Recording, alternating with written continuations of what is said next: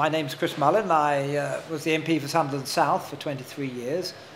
I started keeping a diary on May the 12th, 1994, which was the night John Smith died. And I stopped keeping a diary on May the 9th, 2010, which was the day that Gordon Brown walked out of number 10 Downing Street. So there are 3 volumes, and they will cover the entire rise and fall of New Labour. The 2 which have been turned into a play are the middle one, which is called A View from the Foothills, and the final one, which is called Decline and Fall. But the overall title of the play is A Walk on Park, which is going to be the title of the new volume, which will be, and the final volume, which will be published in September. When this began, I had no idea how you would set about reducing 2 volumes to one 2-hour play, but Michael has done a brilliant job. In the end, I thought, well, there's only one way to go on with it, and that is to sort of work very hard at it. And what I actually did was I had the diaries put onto a computer disk, so I had it all on my screen, and I just went through them time and time again over a period of about 2 weeks, rereading and rereading. But as I read, I took things out, which things that might have been interesting in their own right, but for better or worse, kind of felt that they were things that a dramatization could leave out. And this process of gradually whittling the material down eventually brought the 1,000 pages down to about 300 pages. And I just went on from there. Now, obviously, there were themes that I knew were going to be important from the beginning, and so I was consciously, like a bloodhound, looking for material that shone a light onto those events. And obviously, the things that happened in that period, like 9/11, like the Iraq War, and the debates that led up to that hugely important event, the collapse of trust in the parliamentary democracy, the expenses scandal, the financial crash, all of these external events I was interested in those, so I was looking for material that might shine a light on those. But also I was very conscious of, Chris's constituency life and the lives of the people of his constituency, and also Chris's family life, because I wanted to show people, I suppose, and this is something that comes through very strongly in the diaries, that MPs, okay, they're politicians, but they are real people too.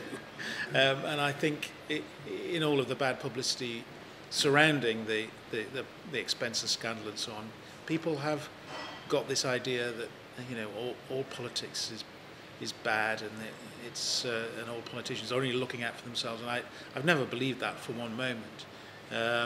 But I was looking for these big themes and big events, and gradually, so just the pages started falling away, and I ended up with what we're playing, which is just a very rapid, but hopefully entertaining and true account in some levels. Although obviously we've left out a great deal of the 11 years of the diaries. No, it never occurred to me that there was a stage play in them. In fact, when Michael Chaplin and Max Roberts approached me, first of all, I thought, well, yes, I'm happy for you to have a go, but I wasn't optimistic that it would turn out well. But today I've seen the first hour in rehearsal, and it's brilliant.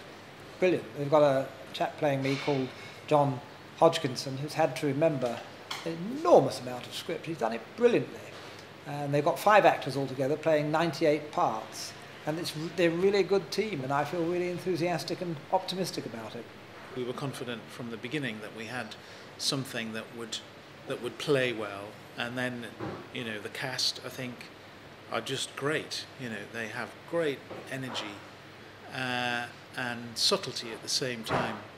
I think they're very talented, and they have to be, because they have an awful lot to do. John Hodgkinson in particular is an amazing performance, I think, in the making. He's good now, but gosh, what's he going to be like when we open next week? It's very exciting, actually. It's always great fun just before a play comes to fruition. But I'm looking forward to seeing it. you know, this is not a piece of fiction. The events in the drama all happened. It's just a sort of snapshot of them. It's and it shows a hard-working politician's life. You know, whizzing backwards and forwards to London, going around the world, dealing with constituency issues, sometimes very sad ones, and having a family life at the same time. I think that's what I set out to achieve. I don't know about the reality of it. Well, yes, I mean, politicians haven't had a very good press of late, though, so all I've done in my diaries is try to set out my life as it was, and to observe some of the things actually that most people don't.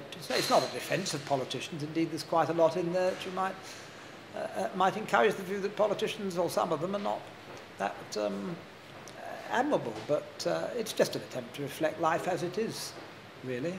There's all sorts of themes there, from big ones to small ones.